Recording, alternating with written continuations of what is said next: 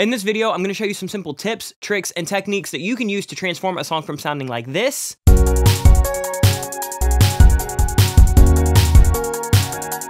into something that sounds like this.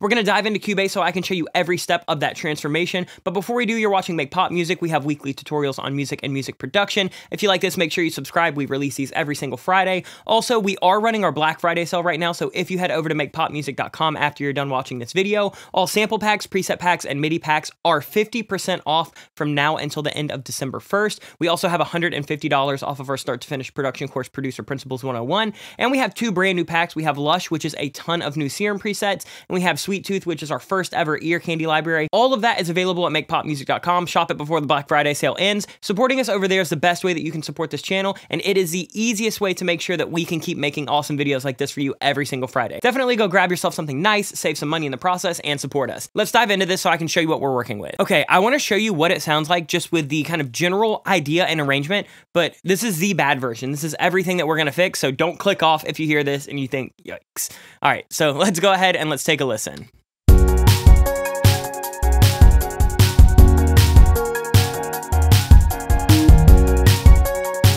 Okay, so the first thing that I think most professionals will do, and really, really good producers and arrangers will be able to kind of nail this down, is simplifying the arrangement. When we talk about a simple song or a simple arrangement, we don't mean that there are only 8 tracks happening total. We just mean that there's not that many important elements happening at once. So let's take a listen to these drums and see what we can do to simplify this. Like right off rip, I don't think that we need that 16th note hi-hat. Let's see if it gets better with us just taking that element out. And let's see if we can start kind of stripping some things back to make this a little bit more cohesive before we work on all of the other aspects to make this a really good production.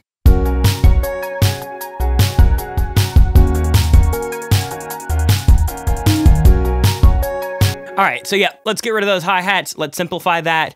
Let's go ahead and listen to these synths. There's kind of a lot of stuff happening here. So we have this lead, we have these chords, we have this ARP, and we have this piano. Let's go ahead and take a listen.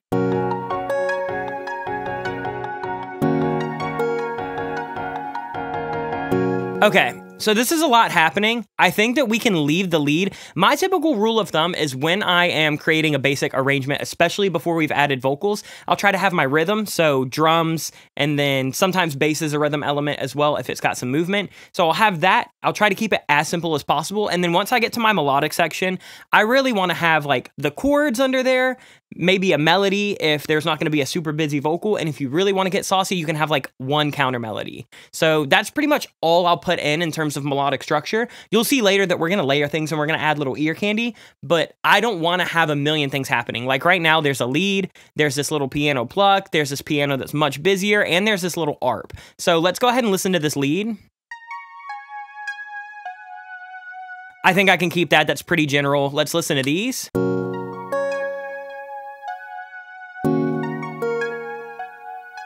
Okay, so that one patch already is going to give me the chord structure, so we're playing out the chords of the song, and this is what I mean by counter melody. We just have one little extra note that kind of falls on that backbeat. So to me, that's giving me my chord structure, it's giving me my lead melody, and now I have this counter melody all within that. Let's see if we want this ARP or this other piano, but I think we're probably going to get rid of it. Let's hear this.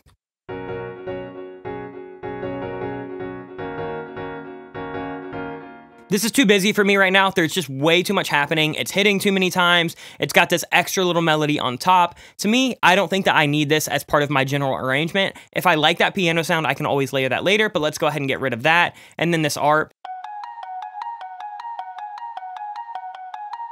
I don't think we really need that either. It's kind of just like a little textural thing.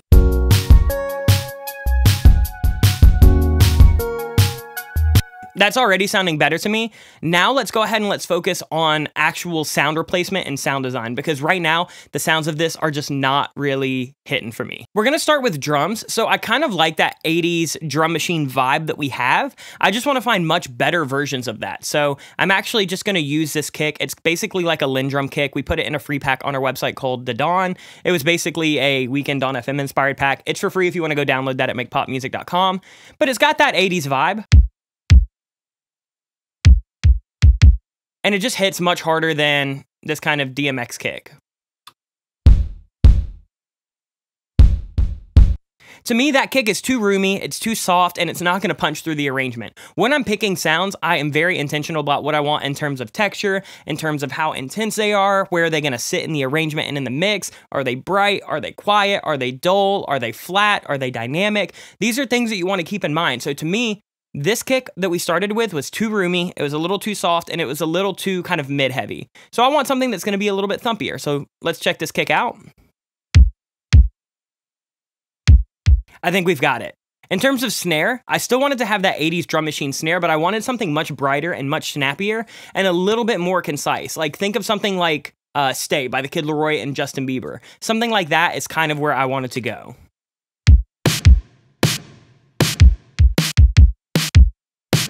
We actually have two snares, so we have that little Duran snare from our Popstar pack and the Tubby snare, and I just added a little bit of reverb to give us some depth. But that's pretty much it. That's already sounding better. And then in terms of the hi-hat, I like that kind of eighth note that we had playing. However, I wanted it to be a real hi-hat. So I just dragged in a loop that I had that was actually played on a live hi-hat. And this is just from our Sweet Tooth pack. It's one of the new ones that I was talking about that's out now. 50% off if you want to go grab any of these sounds. And it just adds a little bit of extra live swing for me. So using that to replace something like just kind of standard into this. By just picking the right sounds, the right loops, the right presets, whatever you have at your disposal, you can add a lot of life and dimension, and then I'm just layering that up with a kind of electronic hi-hat on the other side.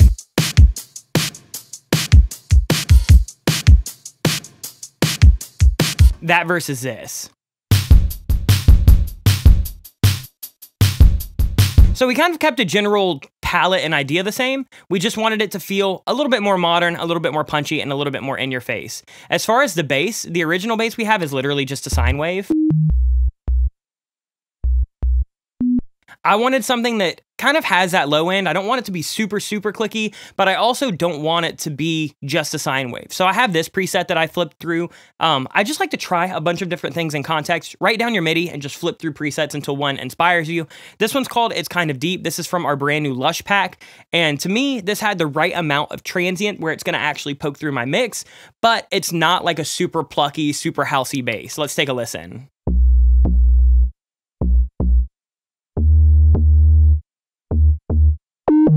You can hear how much more texture that has than something like this standard sine wave. So doing things like that and finding elements that it's not good versus bad sounds, it's just right versus wrong sounds. What do you want in your arrangement? To me, those stale drums and that kind of flat sub bass could work really cool in another context, but that's not what I'm really going for with this song. And then I kind of just carry that same principle through all of the elements, right? So I'm gonna find a cool lead. This is just a pluck that I got out of Lush as well. It's called Melatonin, and it's just got a bit of movement.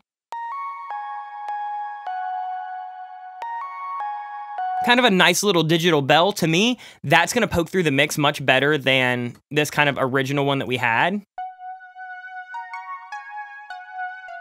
I don't want the sounds to be so 80s that this actually sounds like it came out in 1986. I just want it to have that vibe that, you know, artists are rocking with now.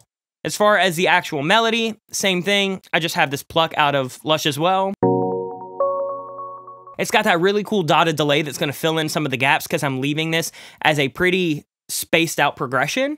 And then other than that, you just find sounds that you think inspire you. So let's hear that now with the actual arrangement. Let's see what we have. Let's see if it's feeling better to us.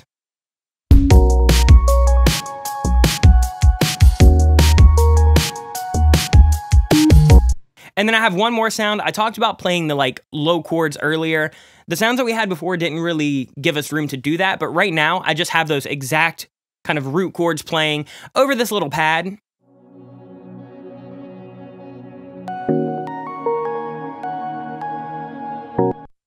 So just by going in and doing some simple sound replacement and picking sounds that I think work much better for what I want to achieve with a song, we go from something like this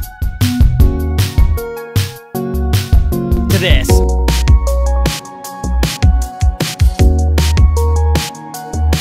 Now let's actually talk about using the process of layering sounds, right? So we've talked a little bit on this channel about layering sounds before, and you always want to know what I'm layering, why I'm layering it, how I'm layering it. So let's go ahead and let's just dive into that. Let's go ahead and turn on all of our original stuff, and then I'll kind of show you what we're working with. In terms of layering, let's go ahead and talk about drums first, just because that one's really simple. A lot of the time when I'm layering drums, it's because, or really anything for that matter, I want to add one of a couple different things. I either want to add width, or I want to add depth, or I want to add texture, I want to add character, or I want to push something a little bit farther to the front or the back of a mix, or just add some kind of frequency response that's not there. So we're going to kind of add a little bit of depth and width and just kind of room by adding these like roomy snare hits on basically every fourth snare.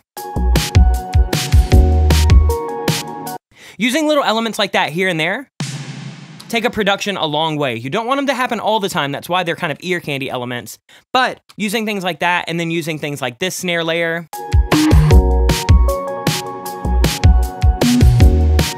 do a lot to really actually push the space of a song without cluttering up that arrangement like we originally had issues with. So let's kind of keep going on that. We have this little granular loop that I pulled out of Sweet Tooth as well. This thing is super sick. It just kind of matches the key. Shifted it down 6 semitones so we matched what we were working with.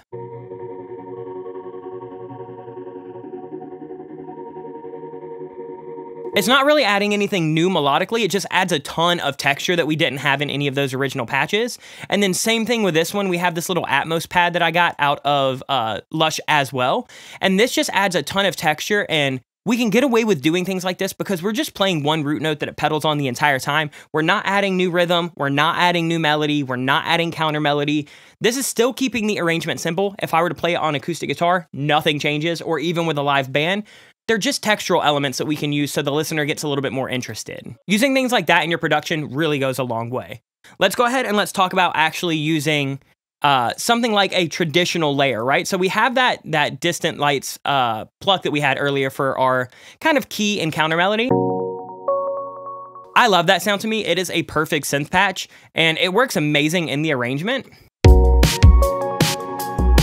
But in my head, I'm thinking, if I could just get a little bit more width and a little bit of extra brightness, I think that it would really help that synth part stick out in the mix without being super, super forefront. I don't want it to feel like a lead, and that patch is amazing, but if I could find something that can just supplement that and add a little bit of extra texture and a little bit of extra buzz, I think it would go a long way.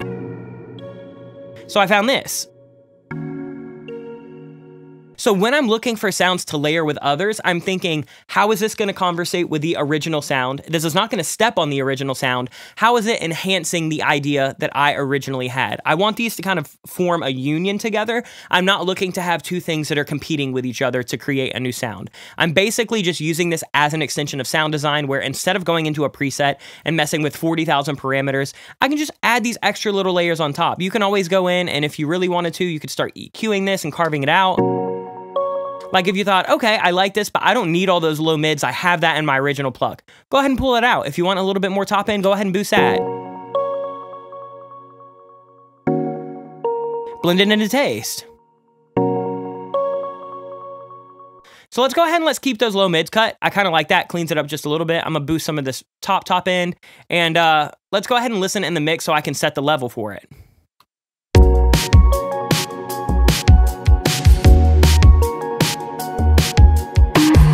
See, you wouldn't even know that it's there until I take it out. If I take it out, you'll feel that there's kind of a gap where that sits sonically.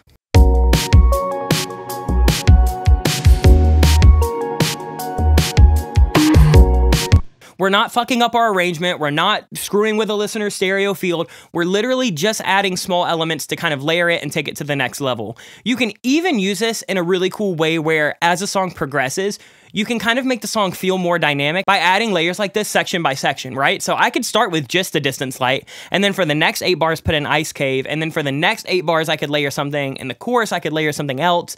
As long as everything's not stepping on each other, you can layer one sound as many times as you like to make it as big or as weird as you want. So I'll just show you for the next 8 bars, we're kind of picking up the arrangement a little bit. I'm gonna add one more extra little layer because I wanted it to sit forward in the mix just a hair more.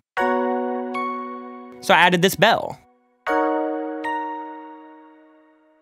This is a Night Star preset out of Lush, and I just made it a little bit dry. I have some crunch going, and when I layer that with the lights and the ice cave,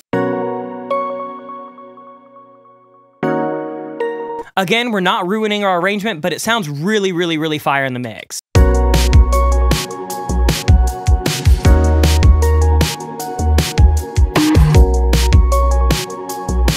I can turn it down in the mix just a hair, and then let's go on to our last little synth layer that I want to talk about, and it's kind of doing what the little granular loop that we added is doing, and it's doing what the pad is doing, but it's adding a little bit of extra movement and texture. So I like using things like this. You'll hear this a lot in like Asher Postman stuff, Lute stuff, any of those kind of bands that love using like really fast moving synths. This is a really cool layer to add because it fills up space without stepping on the arrangement.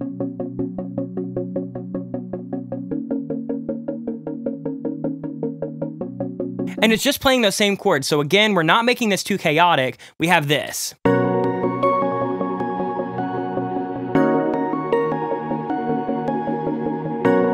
Really, there's nothing new happening from this original idea. We've just found a lot of ways to add texture, add width, add depth, add space, and add a lot of extra character. This is a really good way to make sure that nobody can just flat out copy your productions, right? It just adds some uniqueness and some flair. So you can do that throughout a whole song. You can layer things as much as you like. I just kind of follow those exact same principles. But let's move on to the next topic that I want to talk about, and that is adding things like ear candy. You saw it a little bit with that snare that we added a little bit earlier, but let's go ahead and let's go over some other elements that you could also add that can help level this song up and make it a bit more exciting for the listener. When I talk about ear candy, these are essentially really small elements or moments in the song, or they're really textural layers that don't really add to the arrangement itself. They're more just production things that you can do to just give special moments and add a little bit of excitement, make it feel a little bit more dynamic, give everything a call and response. And a couple examples of that are doing things like adding little drum fills, you know, every 4 or 8 bars, just to make sure that the drum arrangement doesn't get stale. So we have a bunch of drum fills in our Sweet Tooth pack. Here's one that we have. Then we have little stuff like this. Then stuff like this. And that kind of happening on top of that original drum production just adds a bit of fun.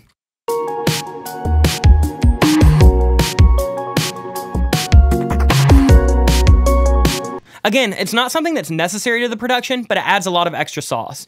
Then you can do things like you can add these extra little percussion loops, top layers, back loops, extra hi-hat loops, just to give your percussion section a little bit more bounce. Really, if a drummer was playing it, they're gonna still have that kick, bass, and hi-hat pattern that they're sticking to. But if you want to supplement that, this is not something that a drummer would have to play in a live setting. It's more so just something that can add a little bit of fun.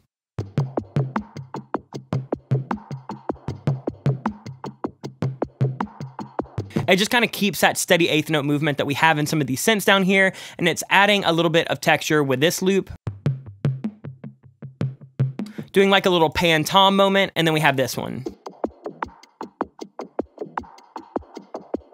That's kind of playing around with some different hi-hats and shakers and like different glitchy percussion, and then adding those to that drum really kind of takes this to the next level. I think that this really shines a huge light on it.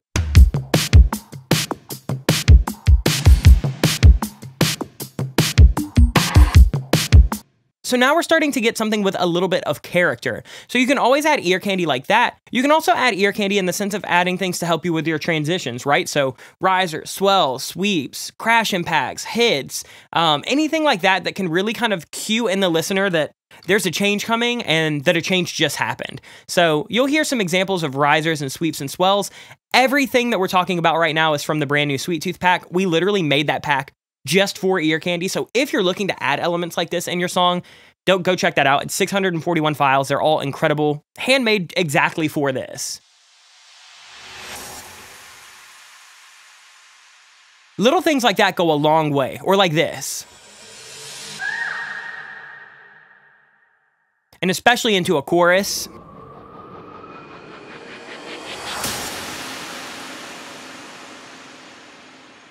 Again, they're not really things a live band needs to play, or they're not things that an acoustic guitar would do any differently, but they add a ton of extra dynamic. Let's take a listen to what this song sounds like with the ear candy and without it.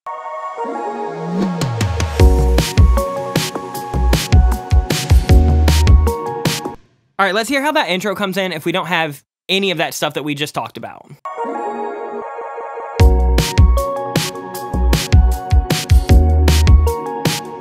It's fine, I guess, but again, it feels a little bit stale. So you can do that all throughout your production. There are tons of other things that you can do. Let me show you a couple different like granular synths, because I also like using synths as ear candy. So to make these kind of things, you can either just play something on a synth patch or on a preset patch or whatever, add a ton of weird effects. Like a lot of the samples that I made for Sweet Tooth have like a ton of instances of Portal and Infiltrator and Thermal and Effects Modulator, and they're just making these really kind of fucked up weird elements that you can kind of use and sprinkle in throughout your track. Things like that are really cool because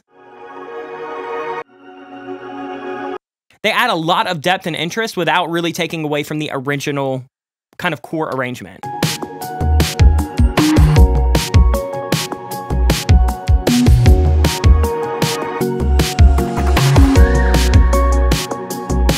And you can hear how much extra kind of like excitement and depth we have now that we're adding some of these elements. You can do that as many times as you want. You can kind of go simple with it. You can go really complicated with it. But let's go ahead and let's talk about the final element. And that is using automation to add a ton of dynamics and a ton of movement to your songs. Because right now, I don't think anything needs to be added to this, but I think we could still make this a little bit more exciting and a little bit more dynamic. Let me show you how using automation can really impact how a song feels dynamically. So we have that kind of jumping synth that we talked about a little bit earlier. Sounds really cool. And you can hear that it's really closed up. However, in a lot of synths, they'll have these things called macro effects, or you could kind of do this similar technique with any kind of plugin that you might have on your sound. And what you can do is you can essentially turn on right automation, and you can just adjust parameters. So you can adjust cutoff, reverb, warp, whatever you want. And as you adjust things, it just kind of morphs that sound. So you'll see here that we're kind of letting that cutoff filter open up.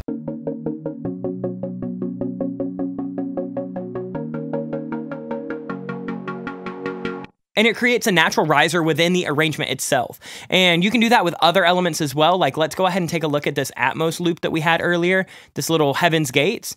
You can see that we have the cutoff automated and we have the open up parameter automated. So let's go ahead and listen to what this sounds like as these two knobs right here open up.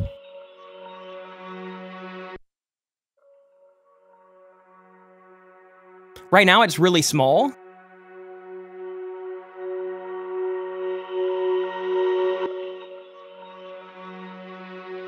And we're also automating the volume so it can kind of rise and swell with the listener. You can do that on as many elements as you want. The more that you automate, the more kind of character it'll add. So you can see right here, we have this little bass for this pre-chorus.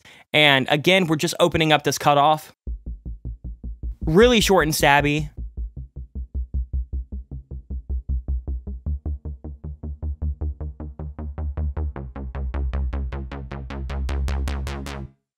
So go through your arrangement and actually automate things like that. You can do that on a track-by-track level. You can do it on a bus level. You can do it on your master level. There's really no limit to how much you can automate. You can even go in and you can do stuff like this. So let's say that we want to go ahead and mute this right here before the pre-chorus. Let's hear what it sounds like without that muted.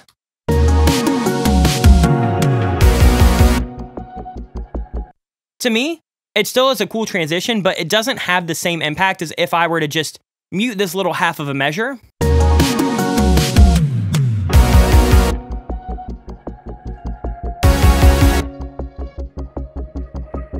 And now we have something that feels a lot more produced rather than just simply arranged. So those are a bunch of different things that you can do. Let me give you one little final run through of what everything sounds like now that we've done it. I'll show you what the beginning sounds like just as a little refresher. This is the kind of general idea that we started with.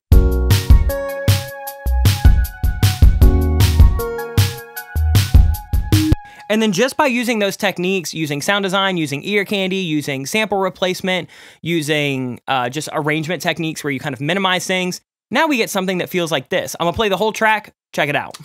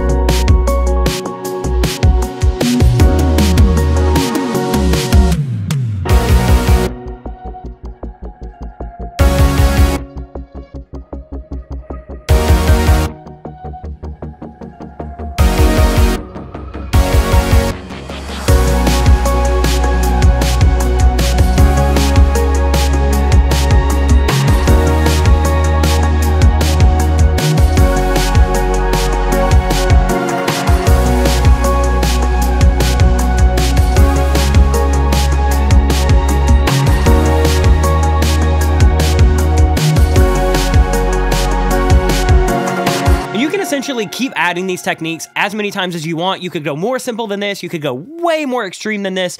Just keep in mind that as you go through, your process, there are a ton of things that you can do without just throwing everything there all willy-nilly. Have a purpose, have a vision, have exactly what you want to do, and then just figure out the best way to get there. So again, if you want to grab any of the sounds that you heard in this video, you can head over to makepopmusic.com. All of our sample packs, MIDI packs, and preset packs are 50% off right now. It is the only time of year that we ever do that, and supporting us over there really helps us out on this channel. If you actually want to learn how to produce music like this and see the process in real time, where you can see how I produce, write, mix, master, and deliver a song in real time, and how I handle things like paid contracts, invoices, communicating with clients, handling revisions, we actually have a 14.5-hour, 76-lesson course called Producer Principles 101. That is also $150 off right now for our Black Friday sale. And then also just make sure that you check out Lush and make sure you check out Sweet Tooth. Those just came out this week. I'm super proud of them. Pick them up while they're on sale. All of that is over at makepopmusic.com. If you enjoyed this video, make sure you leave a like and make sure that you subscribe so you can see content like this every single Friday.